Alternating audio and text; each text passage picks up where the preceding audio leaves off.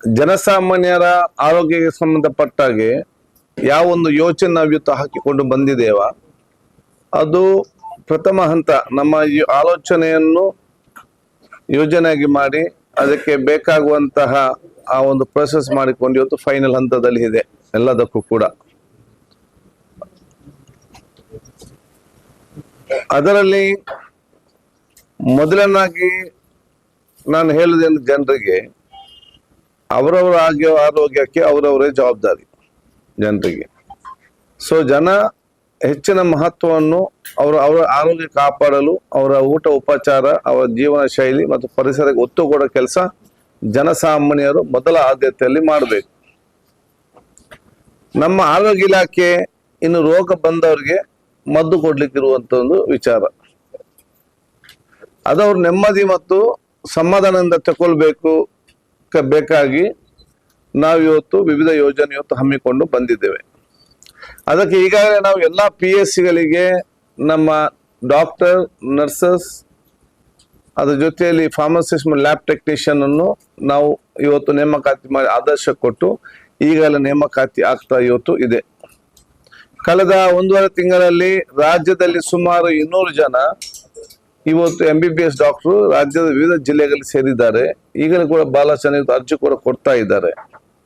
ಇದರ ಜೊತೆಯಲ್ಲಿ ಸುಮಾರು 1,000 ಸಿಬ್ಬಂದಿ ಡಾಕ್ಟರ್ ಮತ್ತು ನರ್ಸಸ್ ಮತ್ತು ಲ್ಯಾಬ್ ಟೆಕ್ನಿಷಿಯನ್ ನೇಮಕಾತಿ ಕೂಡ ಇವತ್ತು ನಮ್ಗೆ ಒಪ್ಪಿಗೆ ಸಿಕ್ಕಿದ್ದು ಅದರ ಆ ಒಂದು ನೇಮಕಾತಿಯ ಪ್ರಕ್ರಿಯೆ ನಡೀತಾ ಇದೆ. ಇದರ ಜೊತೆಯಲ್ಲಿ ಇನ್ನು 3,500 ಸ್ಟಾಫ್ ಕೂಡ ಇವತ್ತು ನಮಗೆ ಒಪ್ಪಿಗೆ ಸಿಕ್ಕಿದೆ. ಅದನ್ನು ಇವತ್ತು ಯಾವ ರೀತಿ ಅದು ನಾವು ನೇಮಕಾತಿ ಮಾಡ್ಬೇಕಂತ ಚರ್ಚೆ ಮಾಡಿ ಅದಕ್ಕೆ ನಿಯಮವನ್ನು ನಾವು ಇವತ್ತು ರೂಪಿಸ್ತೇವೆ. ಇದರ ಮಧ್ಯದಲ್ಲಿ ತಾಲೂಕು ಮತ್ತು ಜಿಲ್ಲಾ ಮಟ್ಟಕ್ಕೆ ಸಮರ್ಪಕವಾದ ವ್ಯವಸ್ಥೆ ಮಾಡಿ ತಾಲೂಕು ಮತ್ತು ಜಿಲ್ಲಾ ಮಟ್ಟ PSC ಇಂದ ತಾಲೂಕು ಮಟ್ಟ ಮತ್ತು ಜಿಲ್ಲಾ ಮಟ್ಟಕ್ಕೆ ಇವತ್ತು ಅತ್ಯುತ್ತಮವಾದ ಆಂಬ್ಯುಲೆನ್ಸ್ ವ್ಯವಸ್ಥೆಯನ್ನು ಕೂಡ ಇವತ್ತು ನಾವು ಮುಖ್ಯಮಂತ್ರಿಗಳ ಒಪ್ಪಿಗೆ ಪಡೆದುಕೊಂಡು ಇಲಾಖೆ ಮುಖಾಂತರ ಚರ್ಚೆ ಮಾಡಿ ಇದೀಗ ಅಂತಿಮ ಒಂದು ರೂಪರೇಷಕ್ಕೆ ಬಂದಿದ್ದೇವೆ. ನಮ್ಮ ಯೋಜನೆ ಇವತ್ತು ಹೇಗಿದೆ ಅಂತ ಹೇಳಿದ್ರೆ, ಗ್ರಾಮೀಣ ಮಟ್ಟದಲ್ಲಿ 20 ನಿಮಿಷದೊಳಗಡೆ ಬರಬೇಕು, ನಗರ ಮಟ್ಟದಲ್ಲಿ 15 ನಿಮಿಷದ ವ್ಯಾಪ್ತಿಯಲ್ಲಿ ಮುಟ್ಟುವಂತ ವ್ಯವಸ್ಥೆ ನಾವು ಇವತ್ತು ಮಾಡಿದ್ದೇವೆ. ದಟ್ಟಣೆಯ ನಗರ ಪ್ರದೇಶದಲ್ಲಿ ಇವತ್ತು ಬಹಳಷ್ಟು ಇವತ್ತು ವಾಹನ ದಟ್ಟಣೆ ಇದ್ದ ಕಡೆ ಜನಸಾಮಾನ್ಯರು ಅನಾರೋಗ್ಯ ಪೀಡಿತರಾದಾಗ ಅವರನ್ನು ಸ್ಟೆಬಿಲೈಸ್ ಮಾಡಲಿಕ್ಕೆ ಇವತ್ತು ಬೈಕ್ ಆಂಬ್ಯುಲೆನ್ಸ್ ಅನ್ನು ನಾವು ಪುನಃ ಸ್ಟಾರ್ಟ್ ಇವತ್ತು ಮಾಡ್ತಾ ಇದ್ದೇವೆ. 100 ಬೈಕ್ ಆಂಬ್ಯುಲೆನ್ಸ್ಗೆ ನಾವು ಈಗಾಗಲೇ ತಯಾರಾಗ್ತಾ ಇದ್ದೇವೆ. 108 ಆಂಬ್ಯುಲೆನ್ಸ್,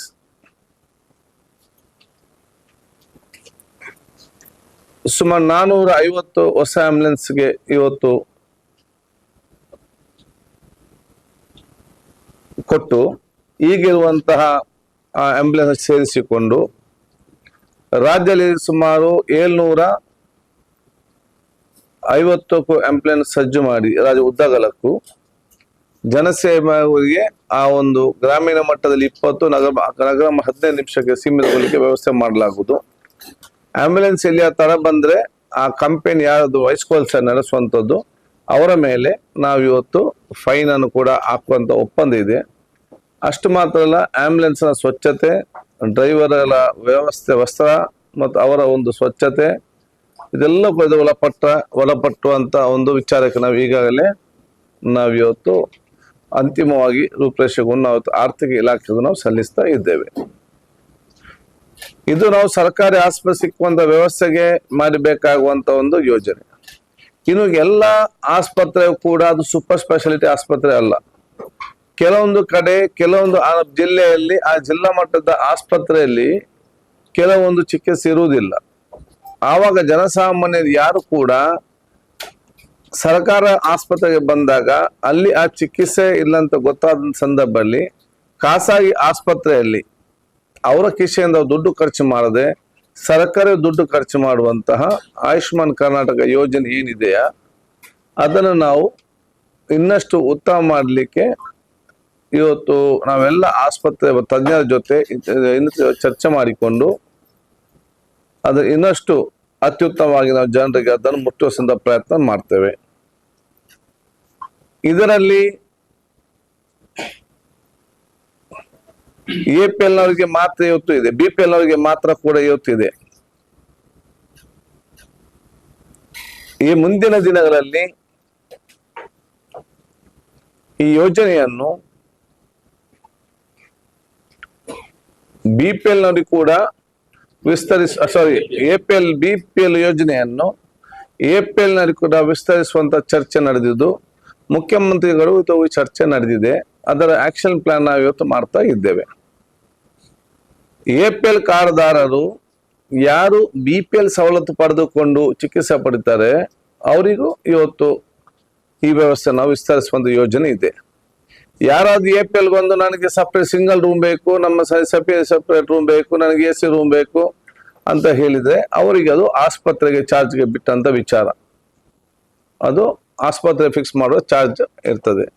ಯಾರಾದ್ರೂ APL ನವರು ಬಂದು ನಾವು ಜನರಲ್ ವಾರ್ಡ್ ನಲ್ಲಿ BPL ತಗೊಳ್ಳುವಂತ ಟ್ರೀಟ್ಮೆಂಟ್ ತಗೊಳ್ತೇವೆ ಅಂತ ಏನು ಇಚ್ಛೆ ವ್ಯಕ್ತಪಡಿಸಿದಲ್ಲಿ ಅದನ್ನ ಅವರಿಗೆ ವಿಸ್ತಾರ ನಾವು ಇವತ್ತು ಮಾಡ್ಲಿಕ್ಕೆ ಈಗಲೇ ನಾವು ಮುಖ್ಯಮಂತ್ರಿ ಚರ್ಚೆ ಮಾಡಿದ್ದೇವೆ. ಅದರ ಪ್ರೋಸೆಸ್ ಇವತ್ತು ನಡೀತಾ ಇದೆ. ಅಲ್ಲಿಯವರೆಗೆ ಇವತ್ತು ಸರ್ಕಾರ ನಮ್ಮ ನೌಕರಿದ್ದಾರೆ. ಕರ್ನಾಟಕ ಆರೋಗ್ಯ ಜ್ಯೋತಿ ಸಂಜೀವಿನಿ ಅಂತ ಹೇಳಿ ಹಿಂದೆ ನಾವು ಅದನ್ನು ಪ್ರಾರಂಭ ಮಾಡಿತ್ತು. ತದನಂತರ ಅದರ ರೇಟ್ ಕಡಿಮೆ ಇದ್ದ ಕಾರಣ ಇವತ್ತು ಮತ್ತು ಪ್ರೊಸೀಜರ್ ಕೂಡ ಕಡಿಮೆ ಇದ್ದ ಕಾರಣ ಇದರ ಬಗ್ಗೆ ಚರ್ಚೆ ಮಾಡಿ ಸರ್ಕಾರಿ ನೌಕರರಿಗೆ ಇವತ್ತು ಆ ಯೋಜನೆಗೆ ನಾವು CGSS ರೇಟ್ ಏನಿದೆಯಾ ಅದಕ್ಕೆ ಅನುಗುಣವಾಗಿ ಜಾಸ್ತಿ ಮಾಡಿ ಮತ್ತು ಪ್ರೊಸೀಜರ್ ಈಗ 1,500 ಇರುವಂತ ಪ್ರೊಸೀಜರ್ಸ್ ಏನಿದೆಯಾ ಅದಕ್ಕೆ ಇನ್ನೂ 1,500 ಹೆಚ್ಚುವರಿ ಪ್ರೊಸೀಜರ್ ಸೇರ್ಪಡೆ ಮಾಡಿ ಸುಮಾರು 3,000 ಪ್ರೊಸೀಜರ್ ಸೇರ್ಪಡೆ ಮಾಡಿ ಇವತ್ತು ಆ ಕರ್ನಾಟಕ ಆರೋಗ್ಯ ಸಂಜೀವಿನಿ ಏನ್ ಇವತ್ತು ನಮ್ಮ ಸರ್ಕಾರಿ ನೌಕರಿಗಿದೆ ಅದನ್ನು ನಾವು ಇವತ್ತು ಸ್ಟ್ರೀಮ್ಲೈನ್ ಮಾಡಿಕೊಂಡು ಒಂದು ಯೋಜನೆ ರೂಪಿಸಿ ಅದು ಕೂಡ ಇವತ್ತು ಒಪ್ಪಿಗೆ ಹಂತದಲ್ಲಿ ಇದೆ. ಸರ್ಕಾರಿ ನೌಕರರ ಬಹುತೇಕ ಎಲ್ಲರೂ ಕೂಡ APL. ಅವರಿಗೆ ಇವತ್ತು 60 ವರ್ಷ ಆದಾಗ ಅವ್ರದ್ದು ಟರ್ಮ್ ಮುಗಿತದೆ, ಯಾಕಂದ್ರೆ ಅವ್ರು ರಿಟೈರ್ ಆಗ್ತಾರೆ. ಆದ ಕಾರಣ 70 ವರ್ಷದ ನಂತರ ನಮ್ಮ ವಯೋವಂದನ ಸ್ಕೀಮ್ ಅದಕ್ಕೆ ನಾನು ಬರ್ತೇನೆ. ಅದಕ್ಕಿಂತ 60ರಿಂದ 70 ವರ್ಷ ತನಕ ಏನಿದೆ ಅಲ್ಲ ಅವರಿಗೆ ನಾವು ಒಂದು ಯೋಜನೆ ನಾವು ರೂಪಿಸಿದ್ದೇವೆ. ಅವರನ್ನು ಕೂಡ ನಾವು ಇವತ್ತು ಉಚಿತವಾದ ಆರೋಗ್ಯಕ್ಕೆ ಸಂಬಂಧಪಟ್ಟಾಗೆ ಅವರು ಮತ್ತು ಅವರ ಕುಟುಂಬಸ್ಥರಿಗೆ ಸೆಲ್ಫ್ ಫೈನಾನ್ಸಿಂಗ್ ಮುಖಾಂತರ ಒಂದು ಯೋಜನೆ ನಾವು ರೂಪಿಸಿದ್ದೇವೆ. ಅದು ಸಂಧ್ಯಾ ಕಿರಣ ಯೋಜನೆ. ರಿಟೈರ್ಡ್ ಗವರ್ಮೆಂಟ್ ಸ್ಟಾಫ್ ಅಂಡ್ ಆಫೀಸರ್ಸ್ಗೆ ರಿಟೈರ್ಡ್ ಆದ ನಂತರ 60 ಇಂದ 70 ತನಕ ಸಂಧ್ಯಾ ಕಿರಣ ಯೋಜನೆ. ಅದು ಹೇಗಿರುತ್ತೆ ಅಂತ ಹೇಳಿದ್ರೆ ರಿಟೈರ್ ಆದ ನಂತರ ಅವರು ರಿಟೈರ್ ಪೆನ್ಷನ್ ನ ಮೊತ್ತದಲ್ಲಿ 1.25 ರೂಪೀಸ್ ಅವರು ಕಟ್ಟಬೇಕು. 1.25% 1.25% ಆಫ್ ದ ಪೆನ್ಷನ್ ಅವ್ರು ಕಟ್ಟಬೇಕು. ಯಾವುದು ಇದು ಪೆನ್ಷನ್ ಬರುವವರೆಗೆ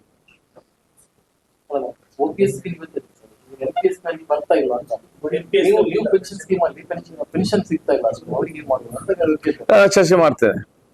good suggestion, but I will ask ಏನಾದ್ರು ಸ್ಕೀಮ್ ಮಾಡಿರ್ಬೇಕು.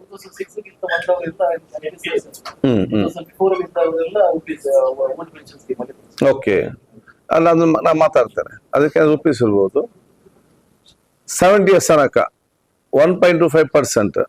ಏನಾದ್ರೂ ಈ ಮಧ್ಯದಲ್ಲಿ ತೀರಿ ಹೋದ್ರೆ ಮತ್ತೆ ಅವರ ಫ್ಯಾಮಿಲಿ ಮುಂದುವರಿಸುವಾಗ ಆ ಫ್ಯಾಮಿಲಿಗೆ ಸಿಕ್ಕುವಂತ ಪೆನ್ಷನ್ ನಲ್ಲಿ 0.75 ಕಟ್ಟಲಿಕ್ಕೆ 0.75 ಕಟ್ಟಿದ್ರೆ ಅವ್ರಿಗೆಲ್ಲ ಅದು APL ಮತ್ತು ಎಲ್ಲ ಸರ್ಕಾರಿ ನೌಕರಿಗೆ 70 ವರ್ಷ ತನಕ ಫ್ರೀ ಆಗಿ. ಅದಕ್ಕೆ ಮುಂಚೆ ಕಾರಣ ಆರೋಗ್ಯ ಸಂಜೀವಿನಿ ಇದೆ. ಅದಾದ ನಂತರ ರಿಟೈರ್ಡ್ ಆದ ನಂತರ 70 ವರ್ಷ ತನಕ ಈ ಸ್ಕೀಮ್. ಇನ್ನು ಕಾಮನ್ ಪೀಪಲ್ ಯಾರಿದ್ದಾರೆ ಹಿರಿಯರು ಕೇಂದ್ರ ಸರ್ಕಾರ ವಯೋವಂದನ ಯೋಜನೆ ಅಂತ ರೂಪಿಸಿದೆ. ಕೇಂದ್ರ ಸರ್ಕಾರ ವಯೋವಂದನ ಯೋಜನೆ ಅಂತ ಹೇಳಿ ಆದೇಶ ಕೊಟ್ಟರು ಕೂಡ ಅದು ಸ್ಪಷ್ಟತೆ ಯಾವುದು ಕೂಡ ಇಲ್ಲ, ಅದೊಂದು ಕ್ಲಾರಿಟಿ ಅಂತ ಎಲ್ಲಿ ಕೂಡ ಇಲ್ಲ. ಅದಕ್ಕಾಗಿ ನಾನು ಈಗಾಗಲೇ ಮಾನ್ಯ ಮುಖ್ಯಮಂತ್ರಿಗಳು ಇವತ್ತು ಪ್ರಧಾನಮಂತ್ರಿಯವರಿಗೆ ಪತ್ರ ಬರಲಿಕ್ಕಿದ್ದಾರೆ. ನಾನು ಕೇಂದ್ರದ ಆರೋಗ್ಯ ಸಚಿವರಿಗೆ ಪತ್ರ ಬರೆದಿದ್ದೇನೆ. ಈ ಒಂದು ಯೋಜನೆಗೆ ರಾಜ್ಯ ಸರ್ಕಾರ ಇಂಪ್ಲಿಮೆಂಟ್ ಮಾಡಲಿಕ್ಕೆ ನಾವು ರೆಡಿ ಇದ್ದೇವೆ. ಅದು ಬಹಳ ಸ್ಪಷ್ಟತೆಯಿಂದ ಕೇಂದ್ರ ಸರ್ಕಾರ ಇದು ಯಾವ ಆಧಾರದಲ್ಲಿ ಎಷ್ಟು ಜನಸಂಖ್ಯೆಗೆ ಎಷ್ಟು ಅನುದಾನ ಬಿಡುಗಡೆ ಮಾಡ್ತೀರಿ ಎಂಬ ಸ್ಪಷ್ಟತೆಯನ್ನು ಕೂಡ ಕೊಡಲಿಲ್ಲ. ಅದು ಅವ್ರು ಕೊಟ್ಟ ತಕ್ಷಣ ಈ ಒಂದು ವಯೋವಂದನ ಸ್ಕೀಮ್ ಅಂತ ಹೇಳಿದ್ರೆ 70 ವರ್ಷ ಮೇಲ್ಪಟ್ಟಂತ ಎಲ್ಲರಿಗೆ, ಈಗ BPL ಮಾತ್ರ ಇದೆ, APL ನವರಿಗೆ ಕೂಡ ಇದರಲ್ಲಿ ಉಚಿತವಾದ ಟ್ರೀಟ್ಮೆಂಟ್ ಇವತ್ತು ಕೊಡುವಂಥದ್ದು ವಯೋವಂದನ.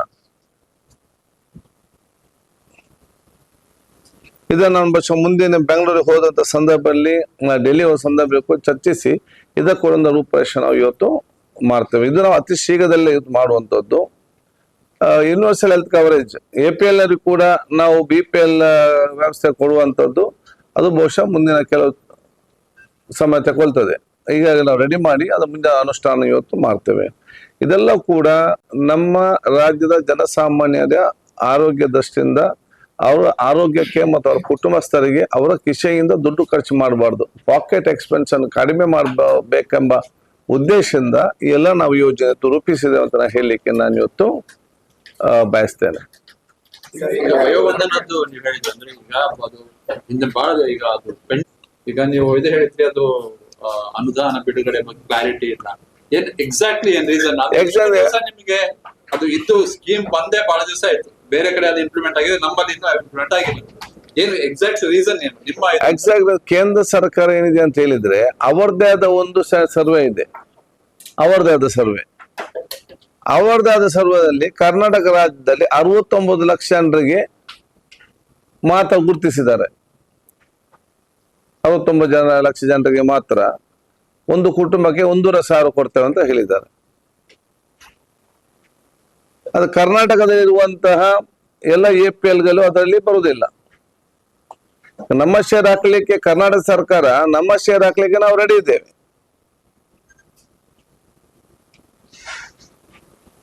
ಮತ್ತು ಅವರು ಕೊಟ್ಟಂತ ಯೋಜನೆಯಲ್ಲಿ ಸ್ಪಷ್ಟವಾದ ಒಂದು ವಿಚಾರ ಕೂಡ ಇಲ್ಲ. ಅದಕ್ಕೆ ಅದೇ ಈಗ 69 ಲ್ಯಾಕ್ಸ್ ಅವರು ಯಾವ ಆಧಾರದಲ್ಲಿ ಅವರು ಆಯ್ಕೆ ಮಾಡಿದ್ದಾರೆ ಅದಕ್ಕೆ ಒಂದು ಕುಟುಂಬಕ್ಕೆ 1,500 ಅಂತ ಏನ್ ಲೆಕ್ಕಾಚಾರ ಅದರಲ್ಲಿ? ಆ ಉಳ್ದವ್ರದ್ದು ಏನ್ ಮಾಡ್ಬೇಕು?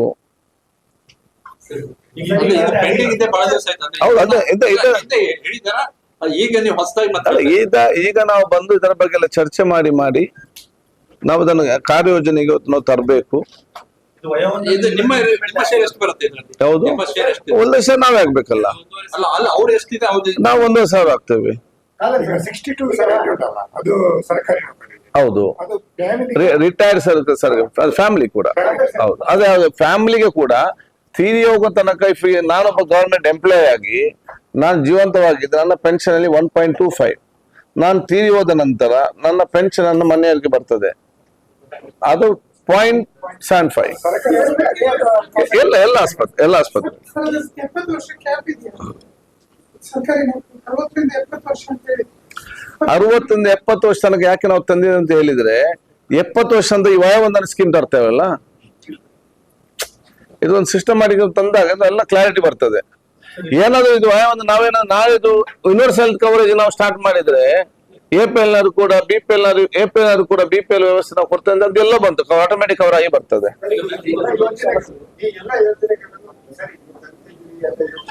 ತರ್ತಾ ಇದ್ದೇವೆ.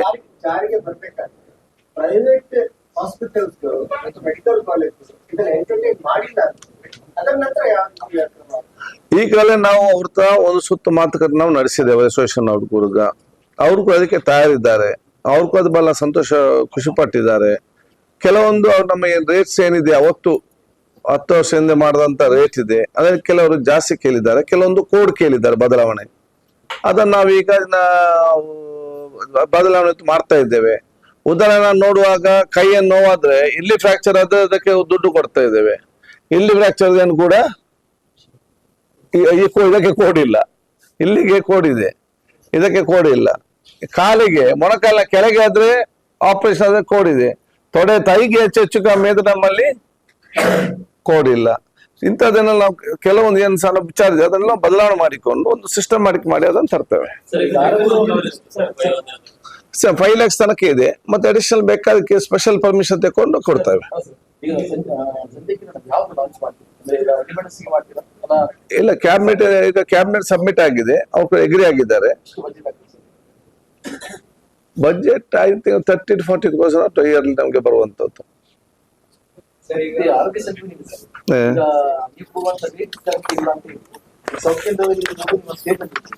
ಆಯುಷ್ಮಾನ್ ಯೋಜನೆ ಅಲ್ಲಿ ಅದೇನು ಜಾಸ್ತಿ ಮಾಡ್ತೇವಲ್ಲ, ಅದೇ ಹೇಳಿದೆ ನಾನು. ಅದೇ ಅದು ಒಂದು ನಾವು ಜಾಸ್ತಿ ಮಾಡ್ತೇವೆ ರೇಟ್, ಅದೇ ಕ್ಯಾಬಿನೆಟ್ ಅಲ್ಲಿ ಇದೆ ಈಗ. It's very soon. Plus procedure ಕೂಡ ಅದರಲ್ಲಿ ಕಡಿಮೆ ಇತ್ತು, ಆ ಪ್ರೊಸೀಜರ್ ನಾವು ಜಾಸ್ತಿ ಮಾಡ್ತಿದ್ದೇವೆ. ಯಾವುದು?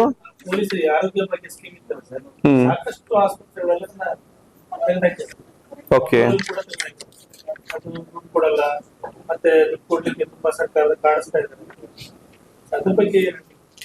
ಇದ್ರ ಬಗ್ಗೆ ಅವ್ರಿಗೆ ಗೃಹ ಸಚಿವರ ಕೇಳ್ತೇನೆ, ಅದು ಅವ್ರಿಗೆ ಬಂಕೆ ಬರುದಿಲ್ಲ ಅಲ್ಲ. ಈಗ ಆರೋಗ್ಯ ಸಂಜೀವನಿಯಲ್ಲಿ ಈಗಾಗಲೇ 282 ಆಸ್ಪತ್ರೆ ಖಾಸಗಿ ಆಸ್ಪತ್ರೆಗಳು, 204 ಸರ್ಕಾರಿ ಆಸ್ಪತ್ರೆಗಳು ನೋಂದಣಿ ಆಗಿದೆ. ಆಸ್ಪತ್ರೆ 288 ಪ್ರೈವೇಟ್, 204 ಗವರ್ಮೆಂಟ್. ನೀವು MBBS ಡಾಕ್ಟರ್ ಆಯ್ಕೆ ಬಗ್ಗೆ ಮಾತಾಡಿದ್ರಿ. ಈಗ ಈ BMS ಡಾಕ್ಟರ್ ಆಯುರ್ವೇದಿಕ್ ಅವರದ್ದು ನೀವೇ ಏನಾಯ್ತು? ಇಲ್ಲ, ಅದು ಸ್ಟಾರ್ಟಿಂಗ್ ಸ್ಟೇಜ್ ಅಲ್ಲಿ ಇದೆ. ಈಗ ಎಲ್ಲಿಗೆ ಜಾಸ್ತಿ ಡಿಮಾಂಡ್ ಇದೆ ಅಲ್ಲಿಗೆ ಜಾಸ್ತಿ ಹೊತ್ತು ಸರ್ಕಾರ ಕೊಡ್ತದೆ ಇದರಲ್ಲಿ. ಅದಾದ ನಂತರ ನಾವು ಈಕ್ವಲ್ ಇಂಪಾರ್ಟೆನ್ಸ್ ಇದಕ್ಕೆ ಕೂಡ ಕೊಡ್ಲಿಕ್ಕೆ ನಮ್ಮಲ್ಲಿ ಯೋಜನೆ ಇದೆ. ಆಂಬುಲೆನ್ಸ್ ಬಗ್ಗೆ ಹೇಳಿದ್ರಿ, ಸ್ವಲ್ಪ ಬರ್ತದೆ ಹಳೇದು, ಅದು ಸ್ವಲ್ಪ ನಿರ್ವಹಣೆ ಸಮಸ್ಯೆ ಇದೆ ಅಲ್ಲಿ. ಅದಕ್ಕೆ ನಾನು ಹೇಳಿದ್ದು. ಟೆಂಡರ್ ಕೊಡುವಾಗ ಹಳೇದವ್ರಿಗೆ ಕೊಡ್ತೀರಾ? ಇಲ್ಲ, ಟೆಂಡರ್ ನೋಡಿ, ಟೆಂಡರ್ ಯಾರು ತೆಕ್ಕೊಳ್ತಾರೆ ಅಂತ ನಮ್ಗೆ ಗೊತ್ತಿಲ್ಲ. ನಾವೀಗ ಈಗಿರುವಂತ ಚೆನ್ನಾಗಿರುವಂತ ಆಂಬುಲೆನ್ಸ್ ಏನಿದೆಯಲ್ಲ, ಚೆನ್ನಾಗಿರುವಂತ ಆಂಬುಲೆನ್ಸ್ ನಾವು ಸೆಲೆಕ್ಟ್ ಮಾಡಿ ಅದಕ್ಕೆ ಇನ್ನೂ ಸುಮಾರು 735 ಆಂಬುಲೆನ್ಸ್ಗೆ ಬೇಕಾಗುವಷ್ಟು ನಾವು, ಅಲ್ಲ 745 ಆಂಬುಲೆನ್ಸ್ಗೆ ಬೇಕಾಗುವಷ್ಟು ನಾವು ಹೊಸ ಆಂಬುಲೆನ್ಸ್ ಕೊಟ್ಟು ಎಲ್ಲ ಕೂಡ ಸುಸಜ್ಜಿತವಾಗಿ ಮಾಡಿ. ಅಷ್ಟು ಮಾತ್ರ ಅಲ್ಲ, 5% ಅಂದ್ರೆ ಒಂದೊಂದು ಜಿಲ್ಲೆಗೆ ಒಂದೊಂದು ಆಂಬುಲೆನ್ಸ್ ಎಕ್ಸ್ಟ್ರಾ. ಯಾಕೆ ಎಲ್ಲೇ ಒಂದು ಬ್ರೇಕ್ ಡೌನ್ ಆದ ರಿಪೇರಿಗೆ ಹೋದ್ರೆ ಒಂದು ಬೇಕಂತ ಹೇಳಿಕೊಂಡು ಆ ಒಂದು ಆಂಬುಲೆನ್ಸ್ ಕೂಡ ನಾವು ಸ್ಪೇರ್ ಇಟ್ಟು, ಅದರ ಜೊತೆಯಲ್ಲಿ RTO ಆಫೀಸಕ್ಕೂ ನಾವು ರೈಟಿಂಗ್ ಅಲ್ಲಿ ಕಂಡೀಷನ್ ಕೊಟ್ಟಿದ್ದೇವೆ. 108 ಆಂಬುಲೆನ್ಸ್ ರಿನ್ಯೂವಲ್ಗೆ ಬಂದಾಗ ಅದಕ್ಕೆ ಫಿಟ್ನೆಸ್ ಸರ್ಟಿಫಿಕೇಟ್ ಕೊಟ್ಟಾಗ ಮುಂಚೆ ಒಂದು ವಾರ ಎಲ್ಲ ನಿಲ್ಲಿಸ್ತಾ ಇದ್ರು, ಕಷ್ಟ ಆಗ್ತಿತ್ತು. ಬೆಳಿಗ್ಗೆ ಬಂದ್ರೆ ಮಧ್ಯಾಹ್ನದೊಳಗೆ ಸಂಜೆ ಒಳಗೆ ಅವರಿಗೆ ಸರ್ಟಿಫಿಕೇಟ್ ಕೊಟ್ಟು ಕಲಿಸ್ಬೇಕಂತ ಹೇಳಿದ್ದೇವೆ. ಇದು ಒಂದು ಕಡೆ ನಡೀತಾ ಇದೆ. ಇನ್ನೊಂದು ಕಡೆ ನೇಮಕಾತಿಗೆ ಈಗಾಗಲೇ ಏನೆಲ್ಲ ಪೆಂಡಿಂಗ್ ಇತ್ತು, ಡ್ರೈವರ್ಸ್ ಮತ್ತು ನಮ್ಮ ಸ್ಟಾಫ್ ನರ್ಸ್ ಇದೆಯಾ ಅವರೆಲ್ಲ ಇವತ್ತು ನೇಮಕಾತಿಗೆ ಸಂಬಂಧಪಟ್ಟ ಕೂಡ ಆ ಒಂದು ಸಿಸ್ಟಮ್ ಮಾಡಿದ್ದಾರೆ. ಅವರ ಹೇರ್ ಸ್ಟೈಲ್ ಇರಲಿ, ಅವರ ಕ್ಲೀನಿನೆಸ್ ಕೂಡ ಇವತ್ತು ಕೌಂಟ್ ಆಗ್ತದೆ. ಇಲ್ಲದ ಅವರ ಮೇಲೆ ಫೈನ್, ಆರ್ಗನೈಸ್ ಯಾರು ಅದನ್ನು ಕಂಡಕ್ಟ್ ಮಾಡ್ತಾರೆ ಅವರ ಮೇಲೆ ಫೈನ್ ಹಾಕ್ತೇವೆ. ಸರಿಯಾದ ಟೈಮಲ್ಲಿ ಬರದೇ ಇದ್ರೆ ಕೂಡ ಫೈನ್ ಹಾಕ್ತೇವೆ. ಯಾವುದು? ಅದೆಲ್ಲ ಕಾಂಟ್ಯಾಕ್ಟ್ ಅವರಿಗೆ ಮತ್ತೆ ನಮ್ಗೆ ಕನೆಕ್ಷನ್ ಇಲ್ಲ. ನಾವ್ ಯಾವ ಜವಾಬ್ದಾರಿ ಕೊಡ್ತೇವೆ ಅವರೇ ಅವರನ್ನು ಸೆಲೆಕ್ಟ್ ಮಾಡಿ, ಅವರೇ ಟ್ರೈನಿಂಗ್ ಕೊಟ್ಟು, ಅವರೇ ಎಲ್ಲ ಅವ್ರು ನೋಡಿಕೊಂಡು ನಾವು ಬಸ್ ಅವ್ರಿಗೆ ಅವ್ರ ಸಂಬಳ ಮಾತ್ರ ಡೈರೆಕ್ಟ್ ನಾವು ಅವ್ರಿಗೆ ಕೊಡೋದು. ಹೌದು, ಕನಿಷ್ಠ ವೇತನ, ಮಿನಿಮಮ್ ವೇತನ.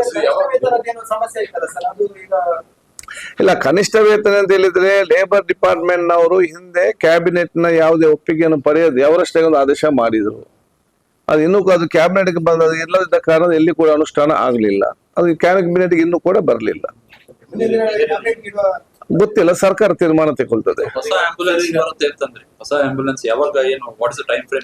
ಇಲ್ಲ, ಮಿನಿಮಮ್ 3 months ಬೇಕು.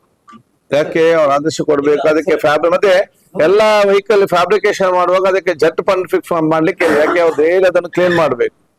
ಅದಕ್ಕೆ ನಾವು ಹೇಳ್ತೇವೆ ಟ್ರೈನಿಂಗ್ ನಲ್ಲಿ ಇವರಿಗೆ ಡ್ರೈವಿಂಗ್ ಕಲಿಸುದಲ್ಲ, ಫಸ್ಟ್ ಕ್ಲೀನಿಂಗ್ ಕಲಿಸ್ಬೇಕು ಹೇಗಿರ್ಬೇಕಂತ ಹೇಳಿ. ಫಸ್ಟ್ ಅದು, ಮತ್ತೆ once in 15 days service station ಅಲ್ಲಿ ಹೋಗಿ ಅವರು ಫುಲ್ ಸರ್ವಿಸ್ ಮಾಡಿಸ್ಬೇಕು. ಅದಕ್ಕೆಲ್ಲ ಕೂಡ ಈ ಕಂಡೀಷನ್ ನಾವು ಇವತ್ತು ಇಟ್ಟಿದ್ದೇವೆ. Cleanliness is very important. Cleanliness of the ambulance, driver and staff nurse 3 nurse ಸೇರಿಸ್ಕೊಳ್ತೇವೆ. ನೀವು ಹಿಂದೆ ನೀವು ಇದ್ರ ಆರೋಗ್ಯ ಸಚಿವರಿದ್ದಾಗ ನೀವು ಬೈಕ್ ಆಂಬುಲೆನ್ಸ್ ಬಗ್ಗೆ ಲಾಂಚ್ ಮಾಡಿದ್ರಿ. ಈಗ ಆ ಸಿಸ್ಟಮ್ ಈಗ ನೀವು ಮತ್ತೆ ರೀಲಾಂಚ್ ಮತ್ತೆ ತರ್ತಾ ಇದೀರಿ ಸರ್, ಅದಕ್ಕೂ ಡಿಫ್ರೆನ್ಸ್ ಇರುತ್ತಾ ಏನು? ಇಲ್ಲ, ಹಿಂದೆ ಇದ್ದದ್ದನ್ನೇ ನಾವು ಕಂಟಿನ್ಯೂ ಮಾಡಿ ಹೌದು. ಹಿಂದಿನದು ಯಾವ್ದು ಇಲ್ಲ, ಕಂಡೀಷನ್ ಇಲ್ಲ. 100 ಬರ್ತದೆ ಈಗ 100.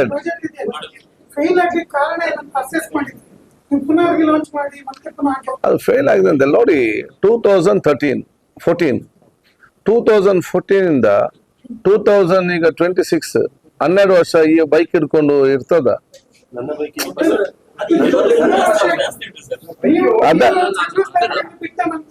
ಅದನ್ನೇ ನೋಡಿ. ಅಲ್ಲ, ಅಂತ ಹಿನ್ನಡೆ ಆಗ್ತಂತೆ ಎಂಟರ್ ಆಂಬುಲೆನ್ಸ್ ಸಿಸ್ಟಮ್ ಹಿನ್ನಡೆ ಆಯ್ತು. ಯಾಕೆ ಅಂತ ಹೇಳಿದ್ರೆ ಸಡನ್ ಆಗಿ ರದ್ದುಪಡಿಸಿದ್ದು. ಅವ್ರು ಕೋರ್ಟಿಗೆ ಹೋದಾಗ ಇವರು ಇಷ್ಟೇ 1 ವರ್ಷ ಕೊಟ್ಟರು, ಮತ್ತೆ ಟೆಂಡರ್ ಆಗ್ಲಿಲ್ಲ, ಹಾಗೆ ರನ್ ಮಾಡ್ತಾ ಇದ್ರು. ಟೆಂಡರ್ ಆಯ್ತು, ಟೆಂಡರ್ ಕ್ಯಾನ್ಸಲ್ ಮಾಡಿದ್ರು, ಮತ್ತೆ ಅವ್ರು ರನ್ ಮಾಡಿ. ಇದೆಲ್ಲ ಒಟ್ಟ ಏನೆಲ್ಲ ಆಗಿದ್ದು ಸಿಸ್ಟಮ್ ಅಂತ ಎಲ್ಲಿ ಕೂಡ ಇಲ್ಲ. ಅದನ್ನೆಲ್ಲ ಕೂತ್ಕೊಂಡು ಚರ್ಚೆ ಮಾಡಿ ಅದನ್ನ ಟ್ರ್ಯಾಕಿಗೆ ನಾವು ತಂದಿದ್ದೇವೆ. ಇಲ್ಲ 3 months ಬೇಕಲ್ಲ, ಆಂಬುಲೆನ್ಸ್ ಆರ್ಡರ್ ಆಗ್ಬೇಕು ಅಲ್ಲ. ಬೈಕ್ ವಿಲ್ ಕಮ್ ಫಾಸ್ಟ್, ಬೇಗ ರೆಡಿ ಆಗಿದೆ. ಅದ ಫೋಟೋ ಕಳಿಸ್ತೇನೆ ನಾನು. ಎನಿ ಟೈಮ್ ಮಾಡ್ಬೋದು. ಈಗ ನಾವು ಅದನ್ನ ಆಂಬುಲೆನ್ಸ್ ನಾವು ಡಿಸೈನ್ ರೆಡಿ ಮಾಡಿದ್ದೇವೆ, ಅದನ್ನ ಆರ್ಡರ್ ಕೊಟ್ಟು ತರುವಂತದ್ದು. ನಾನು ಡಿಸೈನ್ ಮತ್ತೆ ಕಳಿಸ್ತೇನೆ ಸಂಜೆ. ಅದು ಡಿಪೆಂಡ್ಸ್. ಬೆಂಗಳೂರಿಗೆ ಸುಮಾರು 30-40 ಇದೆ. ಎಲ್ಲಿ ಸಿಟಿ ದೊಡ್ಡದಿದೆ ಟ್ರಾಫಿಕ್ ಅಲ್ಲಿ ಜಾಸ್ತಿ ಕೊಡ್ತಾರೆ, ಅಲ್ಲಿ ಕಡಿಮೆ ಕೊಡ್ತಾರೆ. ಸರ್ಕಾರ ಸೇಮ್ ಆಂಬುಲೆನ್ಸ್ ಎಲ್ಲ ಅದನ್ನ ನಡೆಸೋರು ಇದನ್ನ ನಡೆಸಬೇಕು, ಎರಡು ಕೋಆರ್ಡಿನೇಟ್ ಮಾಡ್ಬೇಕಲ್ಲ. ಬೈಕ್ ಆಂಬುಲೆನ್ಸ್ ಕೆಲಸ ಅಂತ ಫಸ್ಟ್ ರೆಸ್ಪಾಂಡರ್. ಈಗ ನಾನು ಏನಾದ್ರು ಆಕ್ಸಿಡೆಂಟ್ ಅಲ್ಲಿ ಬಿದ್ರೆ it will come and stabilise me. Oxygen ಇದೆಲ್ಲ ಕೊಟ್ಟು ಸ್ಟೆಬಿಲೈಸ್ ಮಾಡ್ತದೆ, ಮತ್ತೆ ಇದು ಬಂದು ನಮಗೆ ಕರ್ಕೊಂಡು ಹೋಗ್ತದೆ. ಯಾವುದು ಅದರಲ್ಲಿ ನಾವು ಬರೋ ಮುಂಚೆ ಅದಕ್ಕೊಂದು ರೂಲ್ಸ್ ಮಾಡಿದ್ದಾರೆ. ಎಕ್ಸಾಮಿನೇಷನ್ ಮತ್ತು KE ಮುಖಾಂತರ ಮಾಡ್ಬೇಕಂತೇಳಿ. ನಾವು ಸ್ಪೆಷಲ್ ರೂಲ್ಸ್ ಮಾಡ್ಬೇಕಂತ ಕೂಡ ಯೋಚನೆ ಇದೆ. ಮತ್ತೆ ಅದನ್ನ ಚೇಂಜ್ ಮಾಡ್ಬೇಕಾದ್ರೆ ಮತ್ತೆ 3 ತಿಂಗಳು ಲೇಟ್ ಆಗ್ತದೆ ಎಲ್ಲ ಡಿಪಾರ್ಟ್ಮೆಂಟ್ಗೆಲ್ಲ ಹೋಗಿ ಬರುವಾಗ. ಹಾಗಾಗಿ ನಾವು ಈ ಸಲ ಹಿಂದೆ KE ಸಿಸ್ಟಮ್ ಅಲ್ಲಿ ಮಾಡಿ ಮುಂದೆ ಬರುವಂತ 3000 ನೇಮಕ ಅದ ನಾವು ಸ್ಪೆಷಲ್ ರೂಟ್ಸ್ ಅಲ್ಲಿ ಮಾಡ್ಬೇಕಂದ ಇಚ್ಛೆ. ಯಾರೆಲ್ಲ ಕೆಲಸ ಮಾಡ್ತಿದ್ದಾರೆ ಆಗ ಅವ್ರಿಗೆಲ್ಲದ ಪ್ರಯೋಜನ ಆಗ್ತದೆ. ಹೌದಾ, ಇಮಿಡಿಯೇಟ್ ಎಲ್ಲ ಆಗಿದೆ. ನಿಮ್ದು ಜೋರ್ದು ಆಗ್ಬೇಕಾದ್ರೆ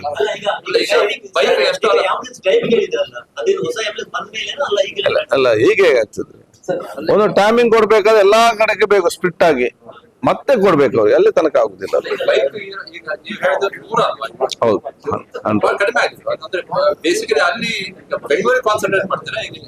ಓನ್ಲಿ ಸಿಟೀಸ್. ಮಂಗಳೂರು, ಹುಬ್ಳಿ, ಬೆಲ್ಗಾಂ, ಮೈಸೂರು. ಇಲ್ಲ, ನಾವು ಬೆಳಿಗ್ಗೆ ಇದು ಮಾಡ್ತೇವೆ. ಅವ್ರಿಗೆ ಇಷ್ಟು ಟೈಮ್ ಇದೆಯಲ್ಲ ಅಷ್ಟೇ. ಇಲ್ಲ, ಒಂದ ಲೇಟ್ ಸ್ಟಾರ್ಟ್ ಮಾಡಿ ಹಾಗೆ ಮಾಡ್ಬೇಕು. ಈಗ ಇವತ್ತು ವಿಶ್ವ ಹಿಂದೂ ಪರಿಷತ್ ಶುರು ಮಾಡ್ತೀವಿ. ಅದನ್ನು ಎಲ್ಲ CMಗಳಿಗೆ ಮತ್ತೆ ಎಲ್ಲ ಶಾಸಕರಿಗೆ ಮತ್ತು ಗವರ್ನರ್ಗಳಿಗೆ ಇಡೀ ದೇಶದಲ್ಲಿ ಒಂದು ವೇಳೆ ಒಪ್ಪದಿದ್ರೆ ದೇಶಾದ್ಯಂತ ಒಂದು ಪ್ರಬಲ ಸಮಾಜ ಶುರು ಮಾಡ್ತೇವೆ ಅಂತ ಹೇಳಿದ್ದಾರೆ. ಈ ಅಭಿಪ್ರಾಯ ಇದೆ. ನನಗೇನು ಅಭಿಪ್ರಾಯ ಇಲ್ಲ ಅಂತ ಅಲ್ಲ, ಸಚಿವರಾಗಿ ಈ ಸರ್ಕಾರದ ಅವರು ಹೇಳಿದ್ದಕ್ಕೆ ಯಾವ ರೀತಿ ಪ್ರತಿಕ್ರಿಯೆ? ನೋಡಿ, ಜನಸಾಮಾನ್ಯರು ಏನು ಹೇಳಿದ್ರು ಕೂಡ ಎಲ್ಲಕ್ಕೆ ಪತ್ರ ಕೊಡ್ಲಿಕ್ಕೆ ಅಂತ ಆಗುದಿಲ್ಲ. ಆ ಸಂದರ್ಭ ಸರ್ಕಾರ ತೀರ್ಮಾನ ತಗೊಳ್ತದೆ. ಸರ್ಕಾರ ಜನಪರವಾಗಿ, ಸಮಾಜ ಎಲ್ಲ ವರ್ಗದ ಪರವಾಗಿ ಸರ್ವರಿಗೂ ಕೂಡ ಅವಕಾಶ ಸಿಕ್ಕುವ ರೀತಿಯಲ್ಲಿ ಸರ್ಕಾರ ತೀರ್ಮಾನ ತಗೊಳ್ತದೆ.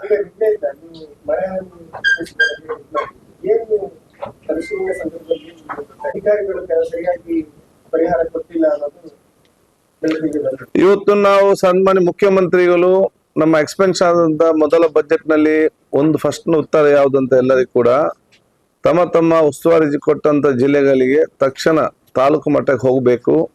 ಜನರ ಭಾವನೆ ಮತ್ತು ಸಮಸ್ಯೆ ಏನಿದೆ ಅಂತ ಅರ್ಥ ಮಾಡಿಕೊಳ್ಬೇಕು.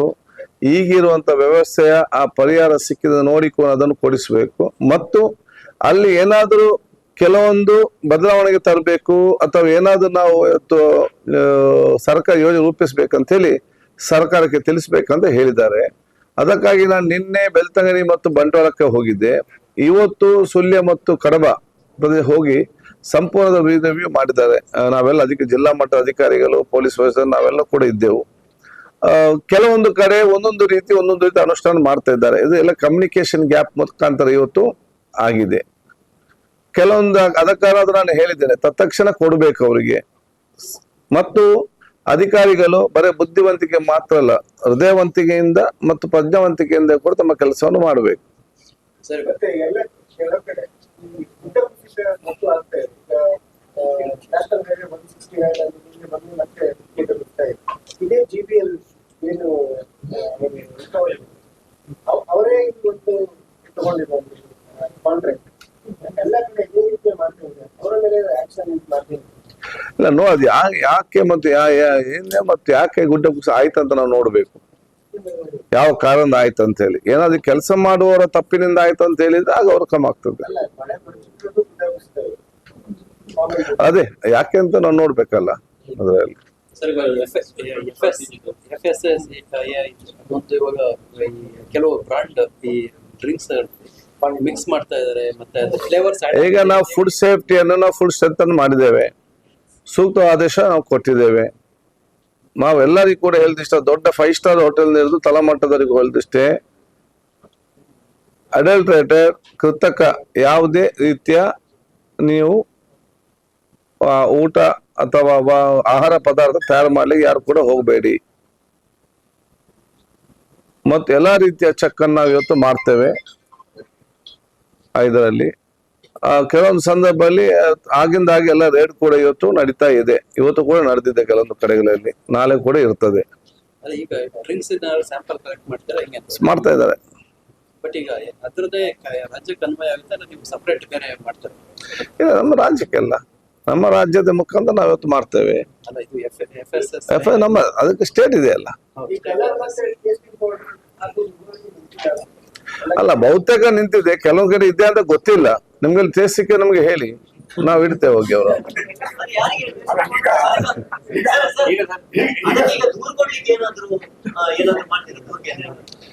ನಮ್ಮ DHO ಕೊಡ್ಬೋದು ನಿಮ್ಗೆ. ಹೌದು, ಆಫೀಸರ್ ಇದ್ದಾರೆ, ಅವ್ರು DHO ಅಂಡರ್ ಇದ್ದಾರೆ.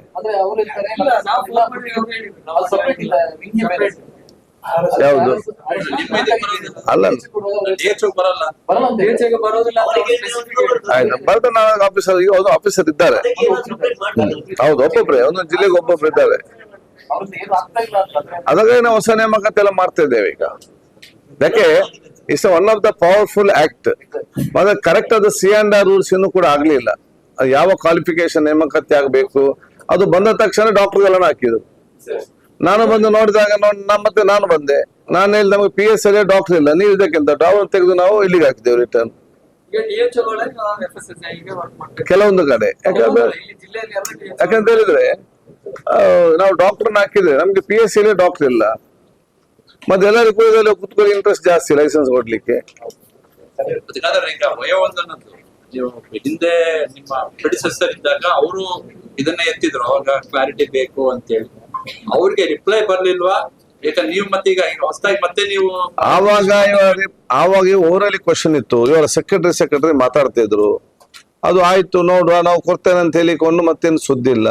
ಅದಕ್ಕಾಗಿ ನಾನು ಲಾಸ್ಟ್ ಟೈಮ್ ಹೋಗಿ ನಮ್ಮ ಕೇಂದ್ರದಾಗ ನಮ್ಮ ಆರೋಗ್ಯ ಸಚಿವರನ್ನೇ ಖುದ್ದಾಗಿ ನಾನು ಇವತ್ತು ಭೇಟಿಯಾದೆ. ಆಯ್ತು ಅದನ್ನು ನೋಡ್ತೇವೆ ಅಂತ ಮತ್ತೆ ಬರಲಿಲ್ಲ. ಅದಕ್ಕಾಗಿ ನಾವು ಪ್ರಧಾನಮಂತ್ರಿಗೆ ಮತ್ತು ನಾವು ಇವರಿಗೆ ಬರಿತಾ ಇದ್ದೇವೆ. ಕಾಂಟ್ರಿಬ್ಯೂಟರ್ ಸ್ಕೀಮ್ ಅಲ್ಲಿ ಕೂಡ ಅವರು ಸಮರ್ಪವಾಗಿ ನಮ್ಗೆ ಇದು ಕೊಡ್ಲಿಲ್ಲಲ್ಲ. ಯಾವುದು ಎಷ್ಟು ಇದು ಬರ್ತದೆ ಅಂತ ಹೇಳಿಕೊಂಡು ಅನ್ಸಕ್ಕೆ ಅದು ನಾಳೆ ಕಳಿಸ್ತೇನೆ, ಅದೊಂದು ರೆಕ್ಟಿಫೈ ಆಗ್ತದೆ. ಸರ್, ಈಗ ಮಲೇರಿಯಾ ಮೊನ್ನೆ ನಿಮ್ಮ ಹತ್ರ ಮಲೇರಿಯಾ ಬಂದು ಅವರ ಕನಿಷ್ಠ ವೇತನವನ್ನು ಜಾರಿ ಮಾಡಬೇಕು ಅಂತ ಹೇಳಿ ನಿಮ್ಮ ಹತ್ರ ಬಂದಿದೆ. ಬಟ್ ಇವರು DHO ನಮ್ಗೆ ಕನಿಷ್ಠ ವೇತನ ಮಾಡಿಕೊಳ್ಳದೆ ಅವರು ಈ ಕಾರ್ಯಕರ್ತರು, ಅವರು ಸ್ವಯಂ ಸೇವಕರು ಅಂತ ಹೇಳುವ ವಿಚಾರವಾಗಿ ನೀವು ಅದನ್ನು ಅವರನ್ನು ಕನಿಷ್ಠ ವೇತನ ಅಥವಾ ಕಟ್ಟಡ ಬೇಸ್ಗೆ ತಂದು ಹೇಳಿದ್ರೆ, ಬಟ್ ಅವರು ಇನ್ನು ಆ ಕೆಲಸ ಮಾಡ್ತಾ ಇಲ್ಲ ಅಂತ ಹೇಳಿ ಅದೇ ಅವ್ರೀಗ ವಾಲಂಟಿಯರ್ಸ್ ಅಂತ ಸೇರಿಕೊಂಡು ಬಂದಂತ ಸಂದರ್ಭ, ಮೊನ್ನೆ ಬಂದು ನನ್ನ ಹತ್ರ ಹೇಳಿದ್ರು ಅವರಿಗೆ ಕನಿಷ್ಠ ವೇತನ ಮಾಡಬೇಕಂತ. 8,000 ಅವ್ರಿಗೆ ನನ್ನ ಹತ್ರ ಕೇಳಿದ್ದಾರೆ. ನಾನು ಹೇಳಿದ್ದೇನೆ ನೀವು ಮಲೇರಿಯಾ ನಿರ್ಮೂಲ ಮಾಡಿ ಅಂತೇಳಿ ನಾನು ಅವ್ರಿಗೆ ಹೇಳಿದ್ದೇನೆ. ಅವ್ರವ್ರ ಕೆಲಸ ಮಾಡ್ಲಿ, ನಾವು ಅದು ಮುಂದಕ್ಕೆ ನಾವು ನೋಡ್ತೇವೆ ಅವ್ರಿಗೆ ಏನ್ ಮಾಡ್ಬೋದು ಅಂತ ಹೇಳಿ ಲುಕ್ಕಿಂಡ್ರಿ. ಸರ್ ಡಿಸಾಸ್ಟರ್ ಫಂಡ್ ಅಲ್ಲಿ ಫಂಡ್ ಶಾರ್ಟೇಜ್ ಇದೆ. ಎಲ್ಲಿ ಡಿಸಾಸ್ಟರ್ ಮ್ಯಾನೇಜ್ಮೆಂಟ್ ಫಂಡ್ ನಲ್ಲಿ ಲಾಸ್ಟ್ ಟೈಮ್ ನೀವು ಫಸ್ಟ್ ಮೀಟಿಂಗ್ ಮಾಡಿದಾಗ ಶಾರ್ಟೇಜ್ ಇದೆ, ಇದು ಡಿಸ್ಟ್ರಿಕ್ಟ್ ನಲ್ಲಿ ಶಾರ್ಟೇಜ್ ಇದೆ ಅಂತ ಬಂದಿತ್ತು. ನಮ್ಮಲ್ಲಿ ಒಂದು 4 ಕೋಟಿ ಮಾತ್ರ ಡಿಸಿ ಡಿಪಾರ್ಟ್ಮೆಂಟ್ ನಮ್ಮಲ್ಲಿ ಪ್ರತ್ಯೇಕ ಡಿಸಿ ಡಿಪಾರ್ಟ್ಮೆಂಟ್ 4 ಕೋಟಿ ಅಂದ್ರೆ ಹೌದು ಬೇರೆ ಇದು ಸ್ಟೇಟ್ ಗೆ ರೆಕಮೆಂಡ್ ಮಾಡಬಹುದು, ಅಂದ್ರೆ ನಿಯರ್ ಬೈ ಡಿಸ್ಟ್ರಿಕ್ಟ್ ತಗೊಳ್ಬಹುದು ಅಂತ ಅದು ಆಪ್ಷನ್ ಇರ್ತದೆ. ಅದು ನೋಡಿ, ನಮ್ಗೆ 4 ಕೋಟಿ ಅದು ಜಿಲ್ಲಾ ಕೇಂದ್ರದಲ್ಲಿದೆ. ಮತ್ತೆ ಎಲ್ಲಾ ತಾಲೂಕು ಮಟ್ಟ ಸಹ 30 ಮತ್ತೆ ಬೆಳ್ತಂಗಲ್ಲಿನ 1 ಕೋಟಿ ಇತ್ತು. ಇದರಲ್ಲಿ ಏನಾದರೂ ತಕ್ಷಣ ಬೇಕಾದಲ್ಲಿ ಗವರ್ಮೆಂಟ್ ಕೊಡ್ತದೆ. ಗವರ್ಮೆಂಟ್ ಕೊಡುವಾಗ ಒಂದು 4 ದಿವಸ ಲೇಟ್ ಆದ್ರೂ ಕೂಡ ಪಕ್ಕದ ಜಿಲ್ಲೆಯಲ್ಲಿ ಈಗ ಉತ್ತರ 20 ಕೋಟಿ ಇದೆ, ಅಲ್ಲಿ ಒಂದು ತಗೊಳ್ಬಹುದು. So money is not A shortage. Writing ಇದನ್ನ ಆಲ್ರೆಡಿ ಸಿಸ್ಟಮ್ ರೈಟಿಂಗ್ ಅಲ್ಲಿ ಇದೆ.